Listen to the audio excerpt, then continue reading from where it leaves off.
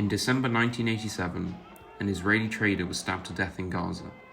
The following day, an IDF truck crashed into two vans carrying Palestinians, killing 4 of them and wounding 7. At the funerals of these people, rioting ensued and an Israeli guard post was stoned to death. 3 days later, another Palestinian was killed. Within 2 weeks, the rioting had spread to the West Bank. An uprising had started. It would be known as the Intifada.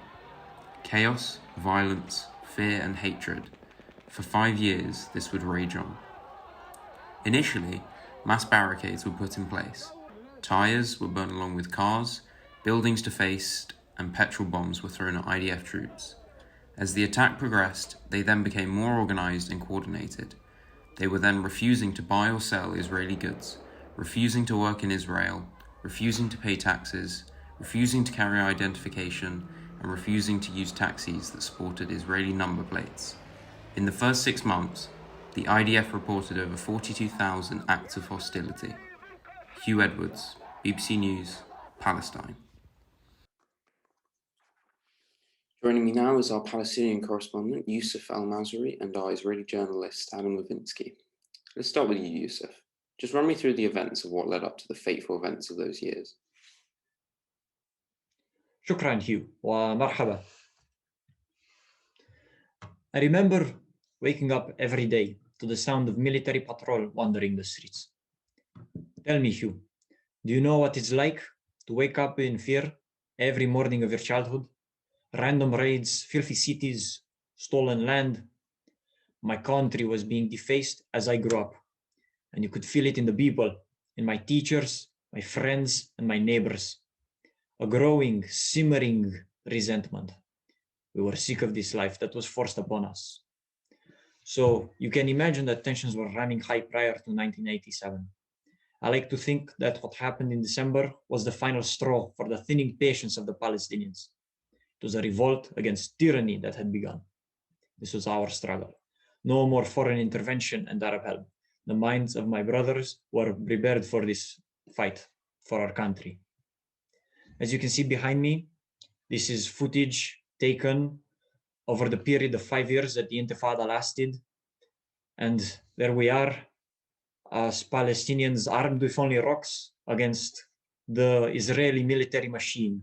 And how do you think the actions of your people can be justified? Well, Hugh, this Intifada was long overdue.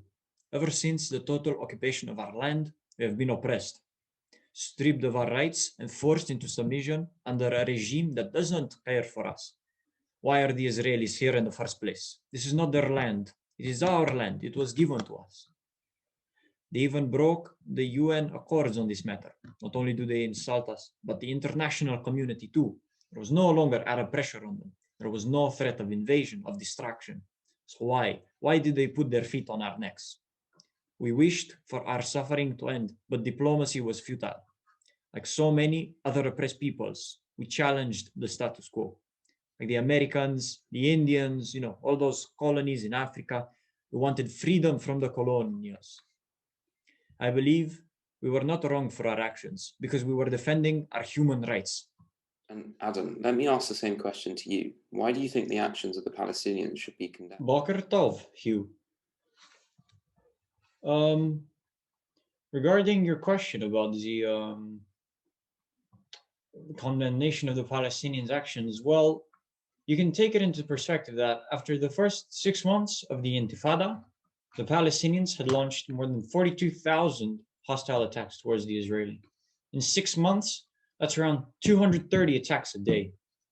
The cities were no longer safe for Jews, and the situation was spiraling out of control. Civilians were threatened and their properties overrun.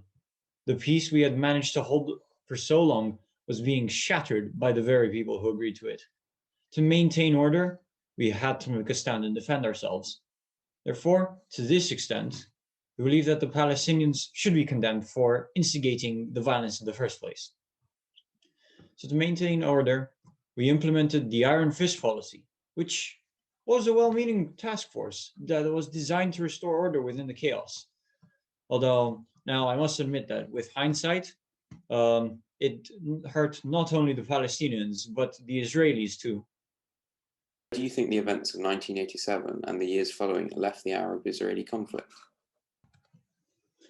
Well, in one word, unstable. Not only for the Arab-Israeli conflict, but for internal affairs of Israel. We had been shown that the maintenance of the Iron Fist policy was not viable economically, but also not necessary. We had been shown that peace talks needed to become an option again, and fast. Israel had fallen out of favor, even with long-standing Western allies, due to our mismanagement of the situation, and we wanted to see an end to the violence. Furthermore, among the population of Israel, two distinct sides had formed about how to deal with the issues of Palestine.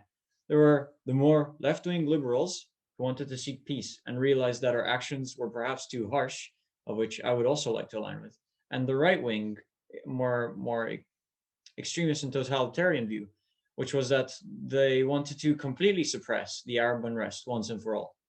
The country and region were divided, and God may have given us this land, but there are others who we must share. Yusuf, let me come back to you on this one.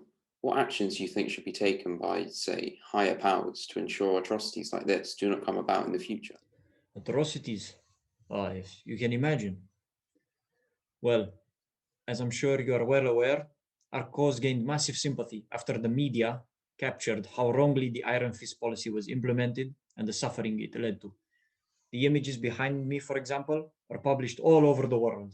And now we have sympathy, we have the international support that we did not have before. 1,200 of my people died, including my own son as he made his way to school. We need the help of the international community. The UNLU was a first step towards regaining our home. However, we are the underdog who cannot overcome tyranny alone. We wish to be able to go to sleep peacefully, knowing that an Israeli tank won't knock down our house in the early morning. Perhaps a summit could be held where the key players within the region consult us and assign new borders. Or maybe there is another agreement where we simply sign a peace deal now. There are many options on the table that can be discussed because the Palestinians want to talk of peace. We are done with the violence. We are ready. Adam, what consequences do you see coming out of this uprising, or what might come about due to these attacks? Well, as a result of the Intifada, the Palestinians gained a sense of unity and purpose, unseen until then. You must remember that this nation was, after all, divided and simply separated. The people were separated within different regions, but now they were aligned with one purpose. And so Israel will surely need to be more wary of their power in the future. And we will also suffer the consequences of the wrongdoings we have committed. But we want the Palestinians to also be punished for what they started. You must remember that the Intifada did begin with Palestinian violence. The whole situation is under the scrutiny of world leaders, who will no doubt try to intervene and make us come to an agreement. Another worry of mine is that extremism is on the rise among both people, and this means that the conflict is far from over and is awaiting an escalation at any point.